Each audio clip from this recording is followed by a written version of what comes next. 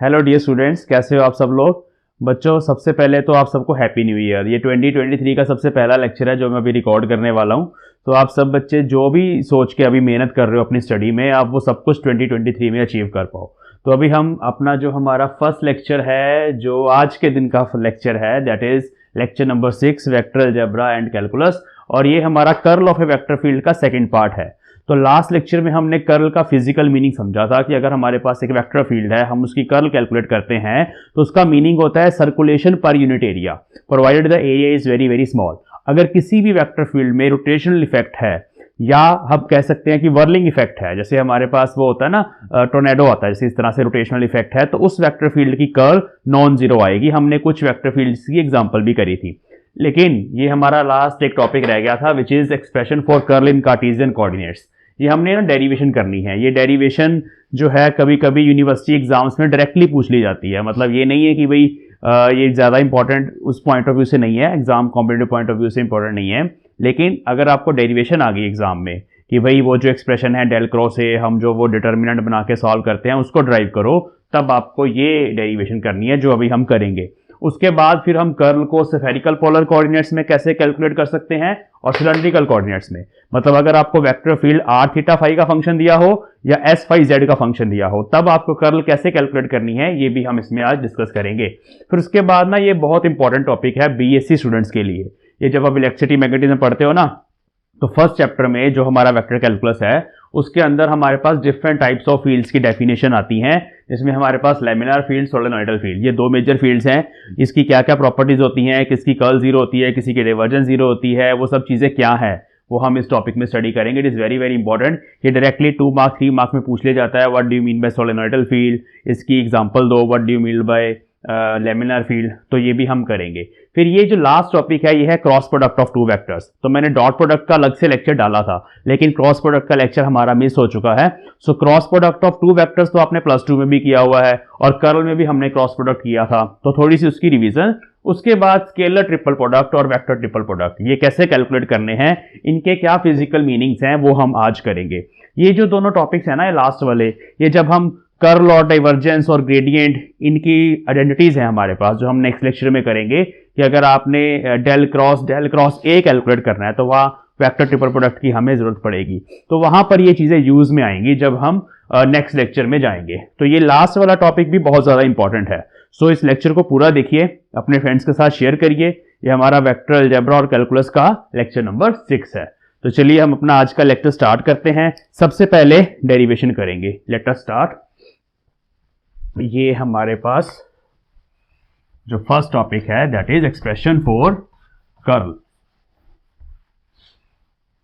इन Cartesian coordinates.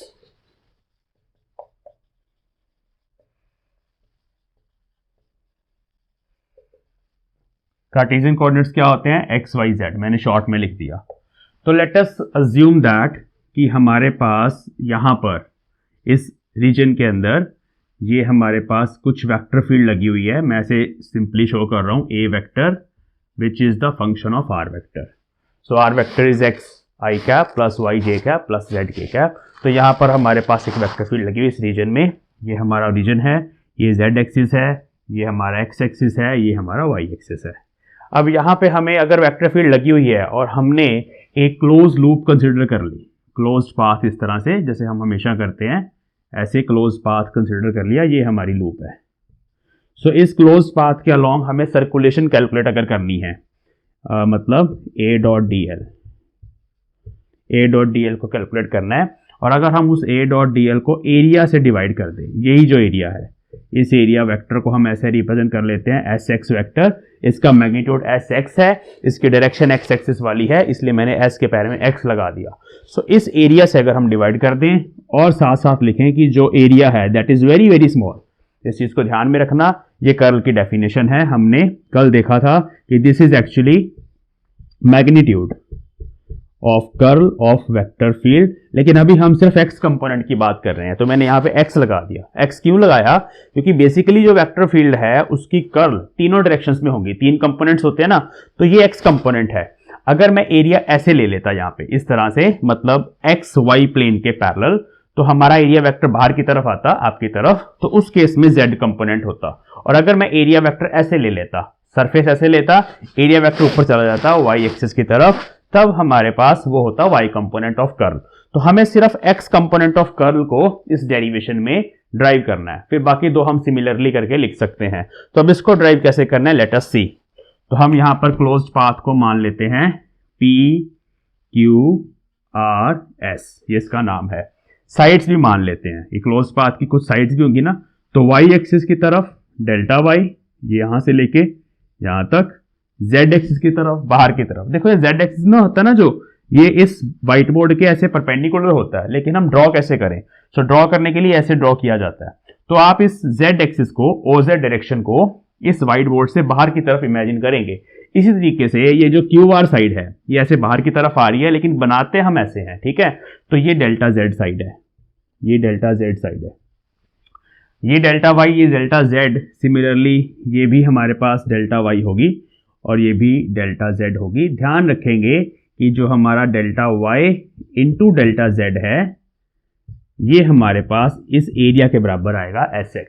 इसके साथ साथ delta Y delta Z are very very small, ये भी मैं यहाँ पे इंपॉर्टेंट पॉइंट लिख देता हूँ, approaches to zero, approaches to zero, क्योंकि हमारे पास यहाँ कंडीशन होती है कि जो हमने एरिया कंसीडर करना है सर्कुलेशन कैलकुलेट करने के लिए किसी पॉइंट पे, that area should be very very small. ये सब कुछ हमने लेक्चर नंबर 5 में करा हुआ है, फिजिकली हर एक चीज को समझा हुआ है। अब जस्ट इसको हमें ड्राइव करना है। तो ये डायग्राम आपने बनाना है और सबसे पहले हम यहाँ पे लिख लेते हैं, consider a closed path P Q R S with sides delta y comma delta z in yz plane where a vector field A vector as a function of R vector exists. So firstly we will calculate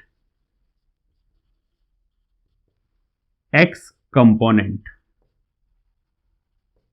of del cross A. तो curl का हम अभी पहले x component calculate करेंगे, उस component के बाद y और z को हम सिमिलरली करके लिख देंगे। वो बहुत आसान काम होता है सिमिलरली वाला, बड़ा अच्छा लगता है जब सिमिलरली करके कुछ भी लिखा जाता है ना। चलो कैसे करना है देखो।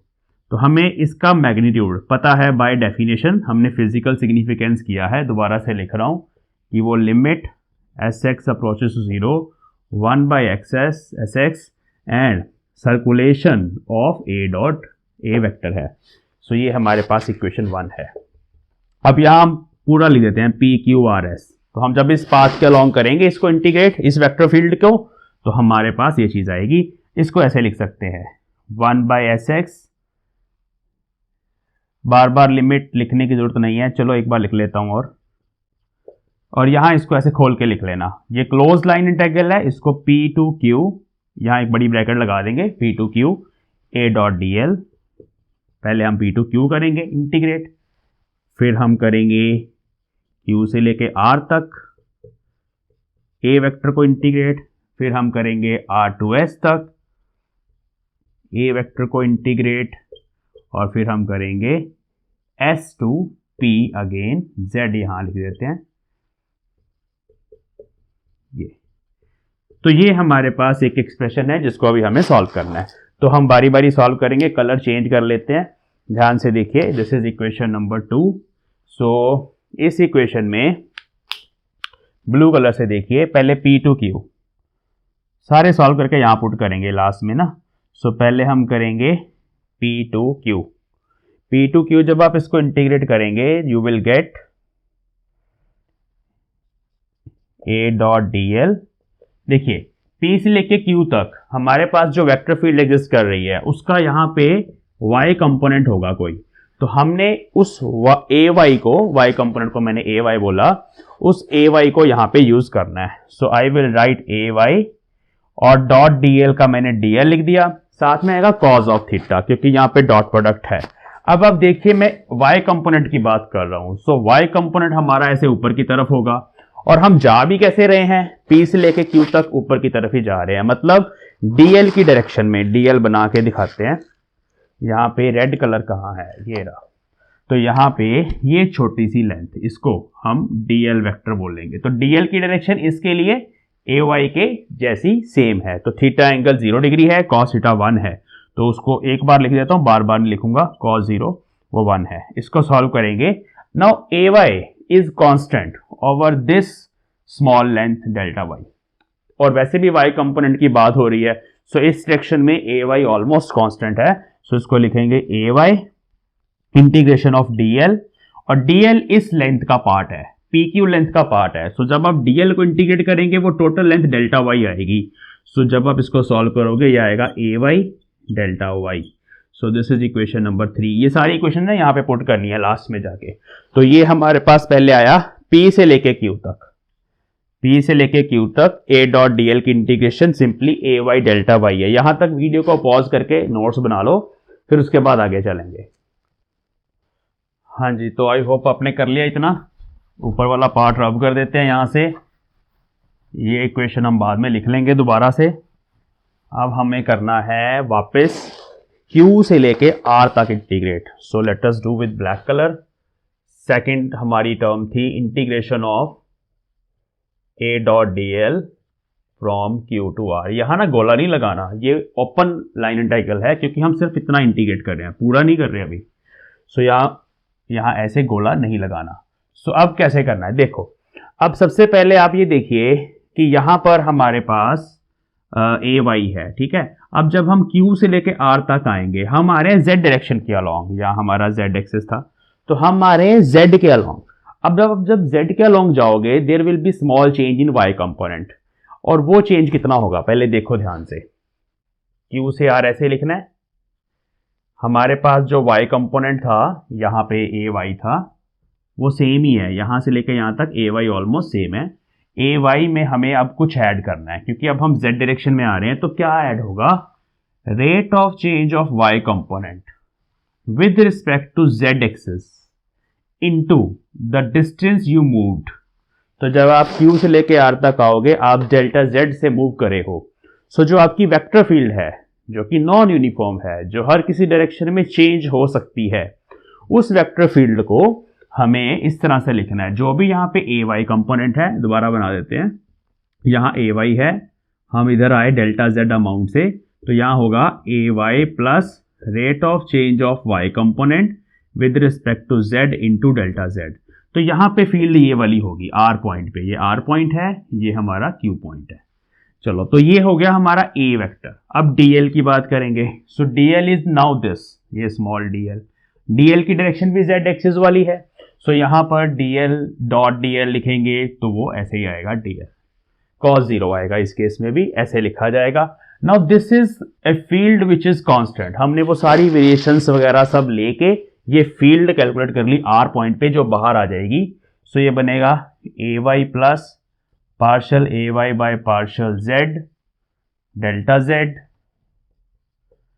और जब आप dl को इंटीग्रेट करोगे फ्रॉम Q टू R तो वो एक और डेल्टा z आएगा। This is equation number 4। सो ये Q टू R हो गया। ओके, नेक्स्ट हम करेंगे डिफरेंट कलर से, ब्लू कलर से। अब हमें जाना है R से लेके S तक। जब आप R से लेके S तक आओगे तो Y कंपोनेंट तो नहीं चेंज होगा, क्योंकि हम जब ऊपर गए थे तब भी Y कंपोनेंट चेंज नहीं हुआ over that small distance delta Y। हम y की डायरेक्शन में जा रहे हैं, उस स्मॉल डिस्टेंस के लिए y कंपोनेंट कांस्टेंट है। बट अब यहां पर z कंपोनेंट कुछ आ चुका है, az।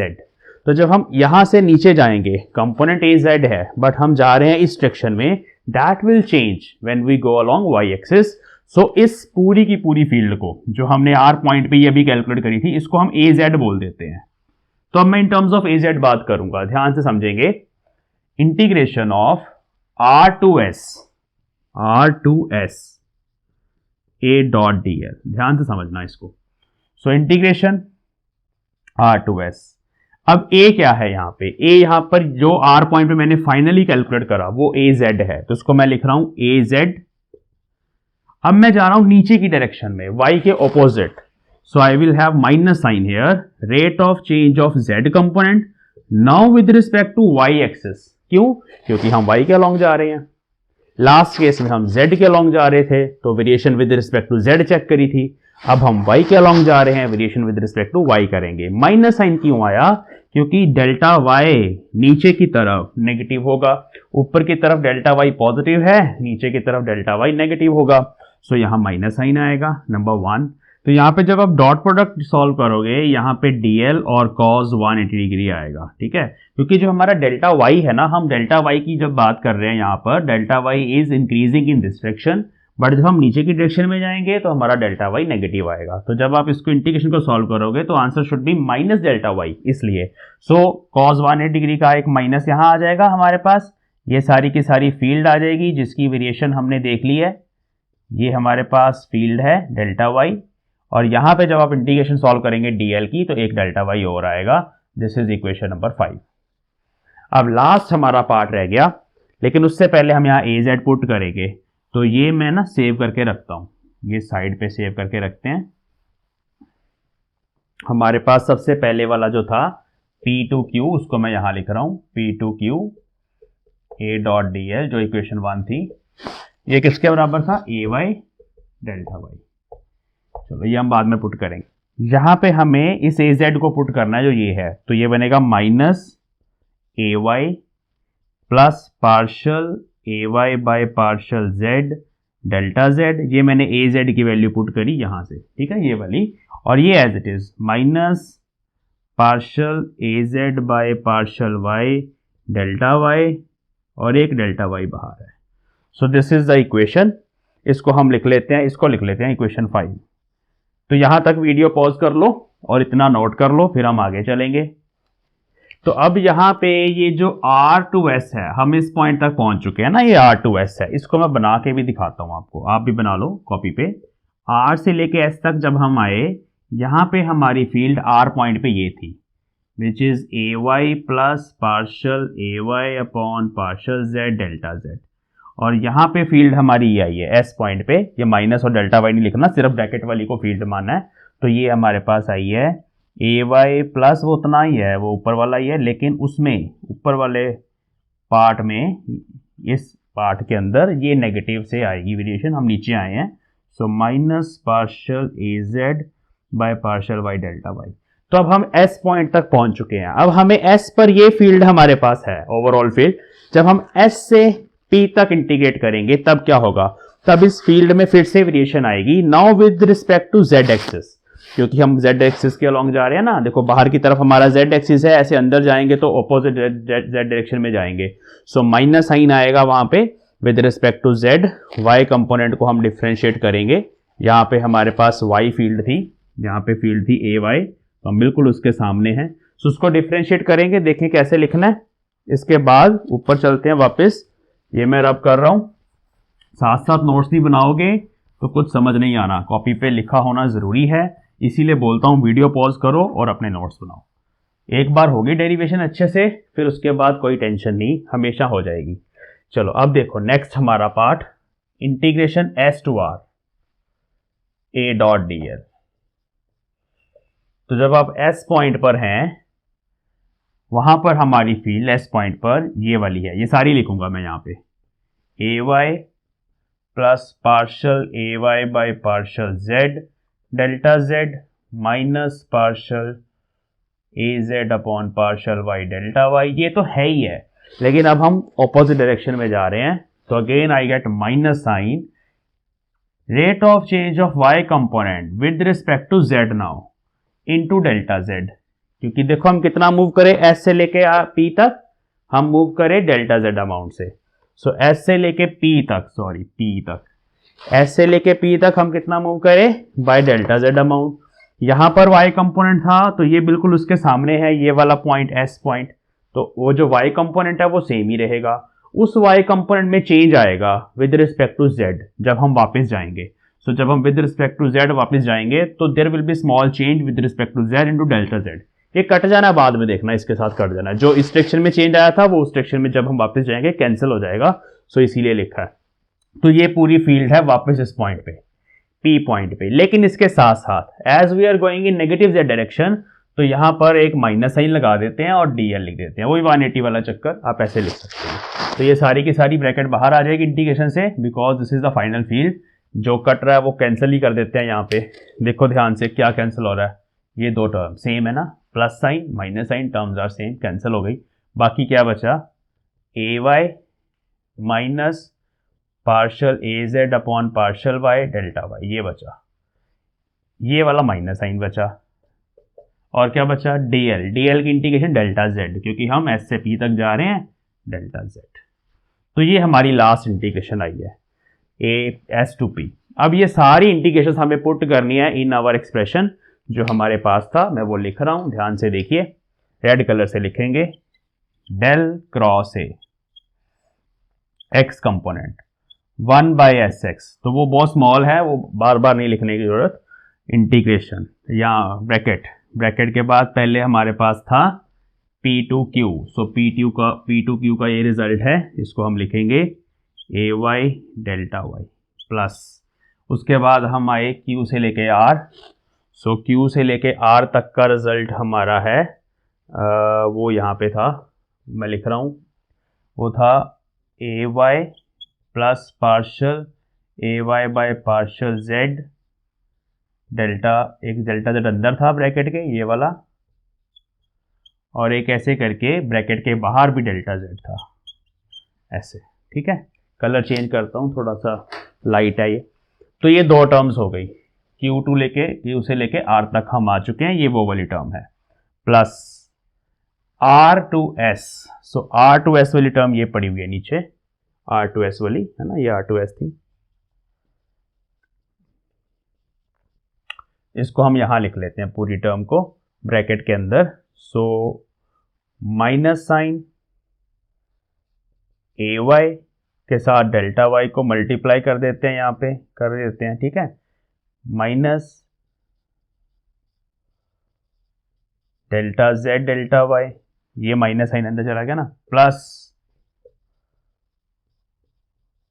Delta Y square.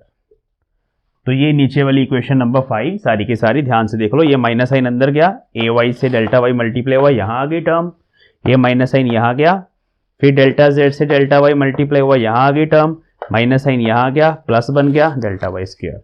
Equation 5 को रब करता हूँ, लास्ट टर्म हमारी कौन सी बची है, ये वाली, इसको भी करते हैं, मल्टीप्लाई करके कर रहा हूं, माइनस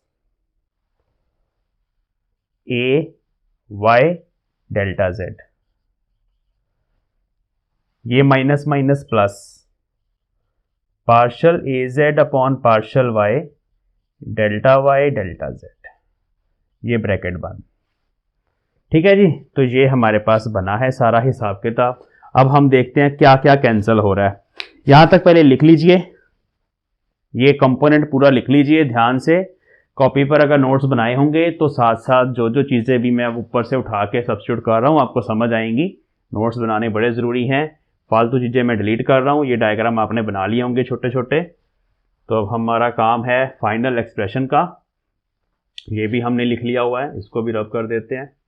तो इसको अभी हमें सॉल्व करना है, बहुत आसान है, ध्यान से देखेंगे, कलर चेंज कर रहा हूँ मैं, ये देखो a y delta y minus a y delta y, दोनों कैंसिल, यहाँ पे आ जाओ, a y delta z minus a y delta z, तो a y delta z with minus a y delta Z, delta z अब इसके साथ multiply होना है, यहाँ बनेगा डेल्टा जेड स्क्वायर, सो डेल्टा जेड स्क्वायर वाली जो टर्म है आप नीचे करके लिख लेना, it is 0 because our S X is very very small approaching to 0।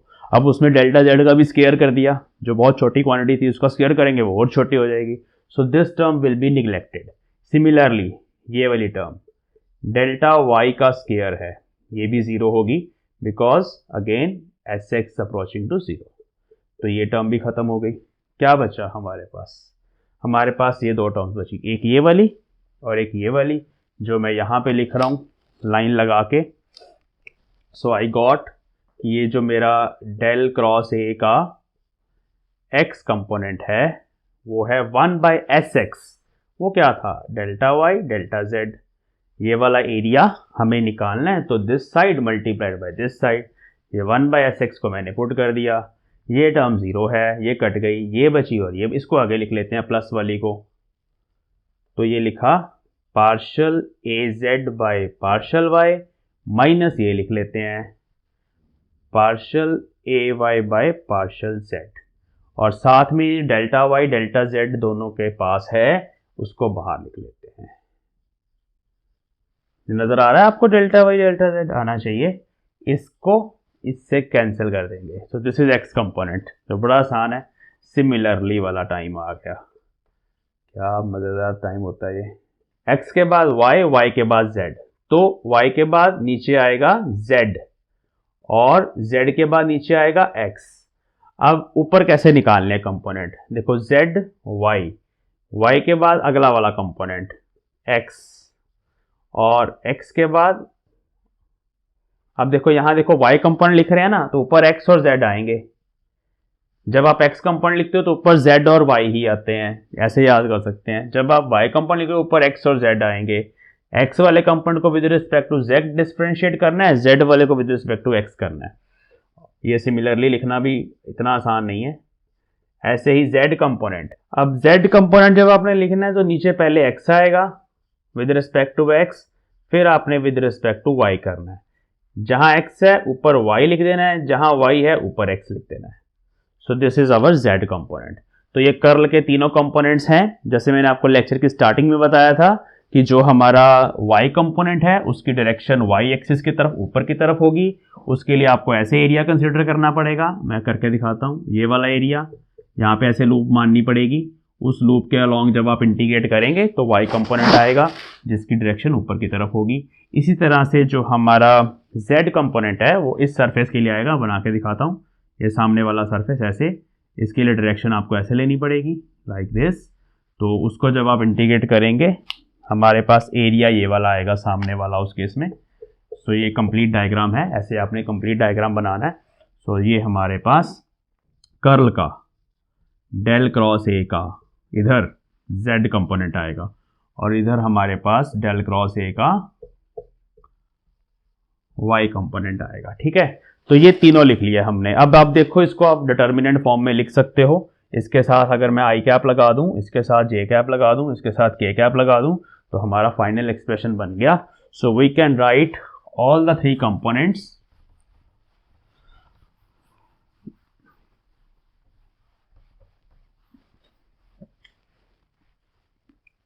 so therefore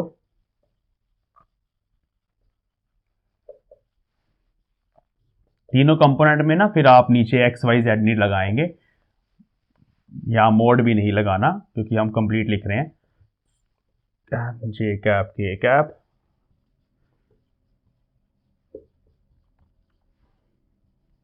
जब आप इसको भी खोलेंगे ना तो वही बनेंगे तीनों कंपोनेंट, वो आपको पता है। तो this is our result curl in Cartesian coordinates. तो यहां तक अपना डायग्राम कंप्लीट कर लो और इसको कंप्लीट कर लो, फिर हम कर्ल करेंगे in spherical polar coordinates and cylindrical coordinates. वो हम डायरेक्टली एक्सप्रेशन लिख देंगे, अभी उसको नोट कर लेना कॉपी पे, कभी उसकी जरूरत पड़ जाती है, प्रॉब्लम्स करते हैं टाइम, तो इसलिए वो सिर्फ नोट करना है, उसको ड्राइव नहीं करना, सिर्फ नोट करना है। यहाँ तक लिखिए।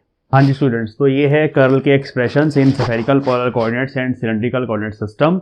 ये जो हमारा कोऑर्डिनेट सिस्टम है ना, ये मैकेनिक्स के सेमेस्टर 1 बीएससी सेमेस्टर 1 में मैकेनिक्स के सब्जेक्ट में आपको करवाया जाता है। तो उसमें हमने स्फेरिकल पोलर कोऑर्डिनेट सिस्टम बहुत डिटेल में करा है। सिलेंड्रिकल कोऑर्डिनेट सिस्टम अभी मैंने नहीं डाले लेक्चर, ये भी मैं आने वाले टाइम पे डालूंगा इस पे लेक्चर, बट थोड़ा सा मैंने लास्ट लेक्चर में बताया था सिलेंड्रिकल कोऑर्डिनेट सिस्टम क्या होता है। सो स्फेरिकल पोलर कोऑर्डिनेट्स में r, थीटा, फाई 3 कोऑर्डिनेट्स होते हैं।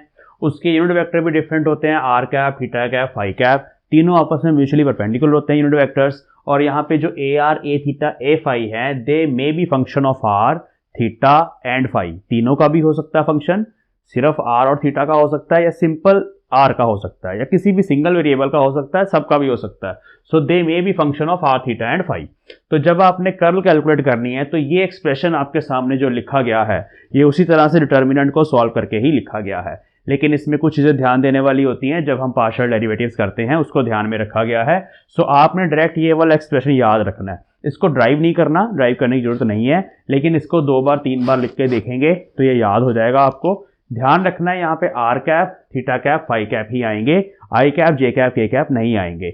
और इसके साथ साथ जहां जहां ए फाई, ए थीटा है वहाँ वहाँ ये कंपोनेंट्स दोनों जो भी फंक्शंस हमें दिए होंगे, for example R square plus sine theta दिया हुआ है, यहाँ पे R square minus cos phi दिया हुआ है, तो वो जस्ट आपको पुट करने हैं और फिर डिफ्रेंशिएट करना है पार्शली जैसे हम हमेशा करते हैं, और सॉल्व करके आपके पास कर्ल का एक्सप्रेशन आएगा। तो इसको अपनी कॉपी पे नोट डाउन करिए। सिलेंड्रिकल कोऑर्डिनेट सिस्टम में हमारे पास 3 कोऑर्डिनेट्स होते हैं, एस, फाई और जेड। इस केस में हमारा वेक्टर फील्ड इस तरह का होगा, इसमें यूनिट वेक्टर्स भी S cap, phi cap, Z cap लगे होंगे। इस केस में A S, A phi, A Z are functions of S, phi and Z. इस केस में जब आपको कर्ल कैलकुलेट करनी है तो इस एक्सप्रेशन को आपको याद रखना है। जहां जहां ए जेड है ए जेड पुट करेंगे, मतलब जेड कंपोनेंट। जहां जहां ए फाई है ए फाई करेंगे, जहां ए एस है वहां ए एस पुट करेंगे। जैसे यहाँ पार्ट 1/s लगा हुआ है तो उसको साथ में लिखना जरूरी है। यहाँ ए फाई को s से मल्टीप्लाई करके पुट करना है। इस केस में भी यहाँ ए फाई को साइन थीटा से मल्टीप्लाई करके फिर यहाँ पुट करना है। तो इन चीज़ों का ध्यान देना। इस तरह से इसको सॉल्व करेंगे। जब आपके पास कोई इस तरह की प्रॉब्लम आएगी, जब आपको जो फंक्शंस दिए होंगे वेक्टर फील्ड के वो स्फेरिकल पोलर कोऑर्डिनेट सिस्टम में या सिलेंड्रिकल सिस्टम में दिए होंगे, तब आपने कर्ल के लिए ये वाले दोनों एक्सप्रेशंस यूज करने हैं। तो इनको अपनी कॉपी पे नोट डाउन कर लीजिए, वीडियो को पॉज कर लो और नोट डाउन कर लो। वैसे वेक्टर फील्ड बहुत तरह की हो सकती हैं। ये जो हम टाइप्स लिखने वाले हैं ये उनकी स्पेशल वेरिएशन के हिसाब से लिखने वाले हैं। टाइम की वेरिएशन यहाँ कोई नहीं है, सारी स्टैटिक फील्ड्स हैं, लेकिन स्पेशली फील्ड कैसे वेरी करती है उस हिसाब से बताने वाले हैं। अगर हम ब्रॉड वे में बात करें तो जब आप इलेक्ट्रिसिटी मैग्नेटिज्म का सब्जेक्ट पढ़ते हो तो वहाँ पे 2 इंपॉर्टेंट फील्ड्स आती हैं, इलेक्ट्रिक फील्ड और मैग्नेटिक फील्ड। दोनों का बिहेवियर डिफरेंट है, दोनों की फील्ड लाइंस डिफरेंट तरह की होती हैं। जैसे अगर हम इलेक्ट्रिकल फील्ड की बात करें, इलेक्ट्रोस्टैटिक फील्ड की, तो वहाँ पर हमारे पास सोर्स हो सकता है फील्ड का, और फील्ड लाइंस इस तरह से डाइवर्जिंग होती हैं, बाहर की तरफ बनेगी ऐसी, है ना, लाइक दिस। अगर हमारे पास नेगेटिव चार्ज है तो सिंक होता है, उसको सिंक बोलते हैं, सिंक ऑफ द फील्ड, और field lines, electric field lines अंदर की तरफ ऐसे बनती हैं। अगर हमारे पास शीट ऑफ चार्ज है, पॉजिटिव चार्ज दे देते हैं उसको, पॉजिटिव शीट है, ये मैंने लाइन जैसा बनाया लेकिन आप इसको शीट इमेजिन करिए, तो वहां पे इस तरह की फील्ड एग्जिस्ट करती है जिसको बोलते हैं यूनिफॉर्म फील्ड। ये हर पॉइंट पर कांस्टेंट होती है। इसका फॉर्मूला भी होता है सिग्मा बाय एप्सिलॉन नॉट। ये तब होता है जब हम उस शीट के बिल्कुल पास होते हैं, इस चीज़ का भी ध्यान रखना। इनफाइनाइट शीट का केस होता है जब हम बिल्कुल उसके पास होते हैं, तो इसमें यूनिफॉर्म फील्ड बोला जाता है इसको। सो ये जितनी भी फील्ड्स मैंने बनाई हैं इलेक्ट्रोस्टैटिक फील्ड्स, ये इस तरह की फील्ड्स हैं जिस केस में हमारी जो कर्ल होती है, फील्ड की कर्ल, वो 0 होती है। सो सबसे पहली फील्ड हमारी वही है लैमिनार फील्ड। नाम याद रखना बस, नॉमेनक्लेचर इंपॉर्टेंट है, कभी कभी एग्जाम में पूछ लिया जाता है। लैमिनार फील्ड हमारे पास जो होती है वो कंजर्वेटिव भी होती है नेचर में, कंजर्वेटिव फील्ड भी होती है, और उस फील्ड के अंदर कोई रोटेशनल इफेक्ट भी नहीं होता, तो इसलिए इसको इरोटेशनल फील्ड भी बोला जाता है। ठीक है, तो एग्जाम्पल के तौर पे हम लिख लेते हैं electric field in electrostatics. Gravitational field भी इसी तरह की होती है, वो भी कंजर्वेटिव है। सो अगर आपको डेफिनेशन पूछी जाए what do you mean by laminar field, तो यू विल राइट कि if A vector field has its curl 0, अगर किसी वेक्टर फील्ड की कर्ल 0 आ जाए तो हम उसको बोलते हैं कि वो लैमिनार फील्ड है या कंजर्वेटिव फील्ड है या इरोटेशनल फील्ड है, उसमें कोई रोटेशनल इफेक्ट नहीं होता। सो इस तरह की फील्ड को बोला जाता है। सो सच ए फील्ड, इसके साथ साथ और भी डेफिनेशंस हैं। Such a field can be expressed as negative gradient of some scalar field. Scalar function बोल सकते हैं, स्केलर फील्ड बोल सकते हैं। एग्जाम्पल के तौर पे ए वेक्टर को पहले फॉर्मूला लिख लो, माइनस डेल फाई, इस तरह से एक्सप्रेस किया जा सकता है। अगर हमारी वेक्टर फील्ड एक लैमिनार फील्ड है तो उसको आप माइनस डेल फाई लिख सकते हो। अब इस तरह की फील्ड के अंदर जैसे कर्ल 0 मैंने बताया, तो अगर आपको पूछा जाए सर्कुलेशन क्या होगी ओवर ए क्लोज्ड पाथ, तो सर्कुलेशन भी 0 होती है ओवर ए क्लोज्ड पाथ। अगर आप इलेक्ट्रिक फील्ड मान ले इसको, तो आप ऐसे लिखेंगे E dot d L electric field के लिए, इलेक्ट्रोस्टैटिक फील्ड के लिए हमेशा 0 होता है, कंजर्वेटिव फील्ड है। अगर हम बात करें कि किसी एक पॉइंट से दूसरे पॉइंट तक हमें उस फील्ड को इंटीग्रेट करना है, एग्जाम्पल के तौर पे जैसे यहाँ पे वेक्टर फील्ड एग्जिस्ट कर रही है और यहाँ पे मुझे किसी एक इनिशियल पॉइंट से i से लेके f तक जो भी फील्ड की वैल्यूज़ हैं उन सारी वैल्यूज़ को जोड़ना और इंटीग्रेट करना है। तो यहाँ पे अब पोटेंशियल की बात, ये जो हमने स्केलर फंक्शन बोला है ना उसको स्केलर पोटेंशियल बोलते हैं। तो यहाँ पे फाई i होगा पोटेंशियल की वैल्यू, यहाँ फाई f होगी। तो आप यहाँ पे ये लिख सकते हैं कि सच ए फील्ड के लिए, इस तरह की फील्ड के लिए किसी इनिशियल से लेके फाइनल पॉइंट तक जब हम उस फील्ड को इंटीग्रेट करते हैं, लाइन इंटेग्रल करते हैं उस फील्ड का, तो वो जो लाइन इंटेग्रल है वो होता है जो हमने स्केलर फंक्शन लिया, जैसे इलेक्ट्रिक पोटेंशियल मान लो, electric potential at final point minus electric potential at initial point. मतलब ये जो लाइन इंटेग्रल है it only depends upon initial and final positions, ये पाथ पे डिपेंड नहीं करता, it is path independent. So इस तरह की फील्ड को कंजर्वेटिव भी बोलते हैं। अगर आपको कंजर्वेटिव फील्ड की डेफिनेशन पता है बच्चों, तो अगर किसी फील्ड के अंदर work done along the close path zero होगा वो कंजर्वेटिव है। अगर ऐसे बोल सकते हैं कि अगर हम एक पॉइंट से दूसरे पॉइंट तक भी जाएं तो जो वर्क डन है it does not depend upon the path followed, it only depends upon initial and final positions. So electrostatic field में ऐसा होता है। +2 में बहुत सारी एग्जांपल्स आपने ये करी होंगी। सो ध्यान रखना कि such field is called lamellar field. ये सारी प्रॉपर्टीज भी लिख लीजिए। और इसके साथ साथ अगर हम वर्क डन की बात करें, अगर देखो मैं इसको Q से मल्टीप्लाई कर दो दोनों साइड, तो इधर तो जीरो ही है, तो इधर Q डॉट Q इंटू ई क्या बनता है, बोलो Q इंटू ई क्या होता है, फोर्स, इलेक्ट्रोस्टैटिक फोर्स। सो यहाँ बन जाएगा F dot d l. So close line integral of F dot d l, zero आ रहा है। ये क्या है, ये है work done. Force dot displacement is work done. So work done along the closed path for a laminar field, for a conservative field is always zero। तो ये सारा कुछ laminar field के बारे में, इसको लिख लो कॉपी पे। ओके, नेक्स्ट हमारी फील्ड है सोलेनोइडल फील्ड। सोलेनोइडल फील्ड को हम रोटेशनल फील्ड भी बोल सकते हैं।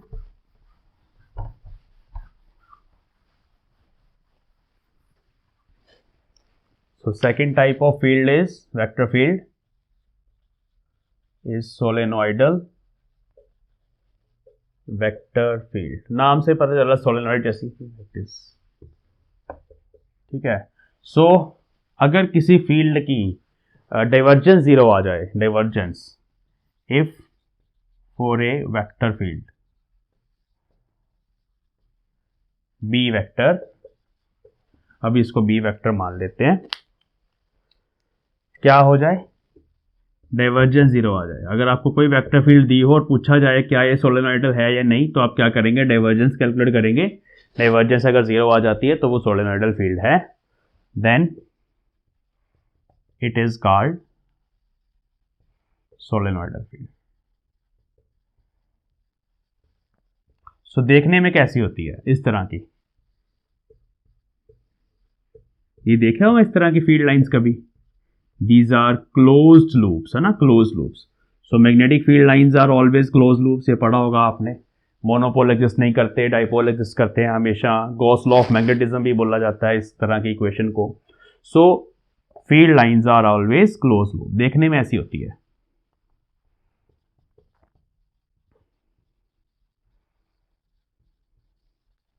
देखने में तो दिखती नहीं है, ये जितनी भी हम इलेक्ट्रिक फील्ड लाइंस या मैग्नेटिक फील्ड लाइंस ड्रॉ करते हैं ना, ये they are just imaginary lines to represent pictorial representation of a field. ये दिखती नहीं है कभी भी लाइन, इसका इफेक्ट फील किया जा सकता है। अगर इनको ड्रॉ करना है तो हम क्या करते हैं, मैग्नेट के आसपास थोड़े थोड़े वो जो होते हैं आयरन नेल्स, छोटे छोटे आयरन के छोटे छोटे टुकड़े, उसको खिलार देते हैं, तो वहाँ पर इस तरह की लूप्स ही बन जाती हैं। So we can just imagine, तो they are always close loops. जैसे हमारे पास अगर मान लो ऐसे एक साउथ नॉर्थ मैग्नेट है, तो इस तरह की फील्ड लाइन है ना। अब जब भी आप यहाँ पे डाइवर्जेंस कैलकुलेट करेंगे, डाइवर्जेंस का मतलब क्या होता है, याद है फिजिकल सिग्निफिकेंस मैंने बताया था, ये होता है 1/v limit v approaches to 0 b dot ds। ये क्या था, फ्लक्स। तो हमें क्या करना होता है, डाइवर्जेंस का मतलब होता है फ्लक्स पर यूनिट वॉल्यूम। तो अगर हम इस तरह की फील्ड के अंदर एक वॉल्यूम कंसिडर करेंगे, क्लोज्ड वॉल्यूम, ये वॉल्यूम है, ठीक है, वॉल्यूम समझते हो ना, इस तरह से बंद है चारों तरफ से ये, तो इसके अंदर जितनी फील्ड लाइन जाएंगी उतनी बाहर निकलेंगी क्लोज वॉल्यूम के अंदर से। तो हमेशा डाइवर्जेंस जीरो होती है। जितना मैग्नेटिक फ्लक्स इनवर्ड होगा उतना ही आउटवर्ड होता है। तो इस तरह की फील्ड जो होती है उसको डाइवर्जेंस लेस भी बोल देते हैं। एक और नाम लिख लो, डाइवर्जेंस लेस, ठीक है, और सोलेनोइडल फील्ड। अब इस तरह की जो फील्ड है उसमें ध्यान रखना कर्ल कभी भी जीरो नहीं होती। सो इसकी कर्ल नॉन जीरो होती है, सो इसलिए इसको रोटेशनल फील्ड भी बोल देते हैं। जस्ट ये ना छोटे छोटे नाम हमने रखे हुए हैं, आपको कंफ्यूजन ना हो इसलिए याद रखना है सारे नाम। रोटेशनल फील्ड, इसके साथ साथ ये सोलेनोइडल फील्ड, ये बहुत इंपॉर्टेंट है, ये आपने बीएससी में इलेक्ट्रिक मैग्नेटिज्म में पढ़ना है जाके। Can be expressed as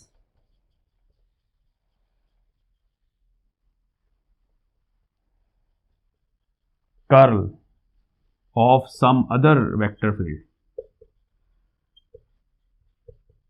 vector field, vector function भी लिख सकते हैं, वेक्टर फील्ड भी लिख सकते हैं। दैट इज अगर किसी भी फील्ड की डाइवर्जेंस जीरो है, मान लो बी फील्ड है उसकी डाइवर्जेंस जीरो है, then you can write B field as curl of some other vector, a vector. जैसे वहां पे हमारे पास फाई आया था ना, phi was a scalar potential, तो ए वेक्टर एक वेक्टर फील्ड है, a vector is called vector potential. ये सब चीजें ध्यान में रखना, ठीक है। सो इस केस में सर्कुलेशन जीरो नहीं होती, work done along a closed path ऐसे भी लिख सकते हैं। अगर हम ये करेंगे it is not equal to zero. अगर आप मैग्नेटोस्टैटिक्स पढ़ के आए हो तो एम्पेयर सर्कुलर लॉ आपने पढ़ा होगा +2 क्लास में, बी डॉट डी एल की इंटीग्रेशन होती है म्यू नॉट आई। सो वहां जीरो नहीं होता, करंट इनक्लोज होता है वहां पे। चलो, तो these are some points related to solenoidal field और डाइवर्जेंस लेस फील्ड और रोटेशनल फील्ड। इनको कॉपी पे नोट करो। हाँ जी बच्चों, तो अभी हमारा ये जो लेक्चर नंबर 6 है इसको हम यहीं पे फिनिश करते हैं। सो आज के लेक्चर में हमने देखा कि कर्ल की डेरिवेशन कैसे करनी है कार्टेशियन कोऑर्डिनेट्स में, दूसरा कर्ल को स्फेरिकल पोलर कोऑर्डिनेट्स में और सिलेंड्रिकल कोऑर्डिनेट्स में कैसे एक्सप्रेस करना है, और लास्ट में हमने ये दो डेफिनेशंस करी हैं जो आपके बीएससी के एग्जाम्स में पूछी जाएंगी कि सोलेनोइडल फील्ड की क्या प्रॉपर्टीज हैं। कई बार फील्ड गिवन होती है और बोल दिया जाता है कि चेक करो कि क्या ये एक सोलेनोइडल फील्ड है, तो उसके लिए आपको डाइवर्जेंस को जीरो प्रूफ करना है। और कई बार आपको फील्ड दी होती है और पूछा जाता है कि क्या ये एक लैमिनार फील्ड है, उसमें आपको कर्ल को जीरो प्रूफ करना है। अगर कर्ल जीरो आ जाए तो लैमिनार फील्ड है, और अगर डाइवर्जेंस जीरो आ जाए फील्ड की तो वो सोलेनोइडल फील्ड है। तो यहाँ पे आज का लेक्चर फिनिश करते हैं। नेक्स्ट क्लास में हम cross product of two vectors, then scalar triple product, vector triple product यहाँ से शुरू करेंगे। उसके बाद हम करेंगे product rules for gradient, curl, divergence, वो सब चीज़ें आएंगी। Then we will do second derivatives. तो सेकंड डेरिवेटिव्स में हमारे पास होगा कि डाइवर्जेंस ऑफ कर्ल क्या होती है, कर्ल ऑफ ग्रेडियंट क्या होती है, ये सब चीज़ें कैलकुलेट करेंगे। थोड़े से हमारे पास स्पेशल केसेस हैं या कॉमन रिजल्ट्स हैं जो हमने याद रख लेने हैं हमेशा के लिए। और लास्ट में उस लेक्चर में हम करेंगे लैप्लेशियन ऑपरेटर। सो ये हमारा लेक्चर नंबर 7 होगा। After that we will start Gauss divergence theorem, Stokes theorem and then Green's theorem. तो चलिए मिलते हैं अपनी नेक्स्ट क्लास में। Thanks for watching.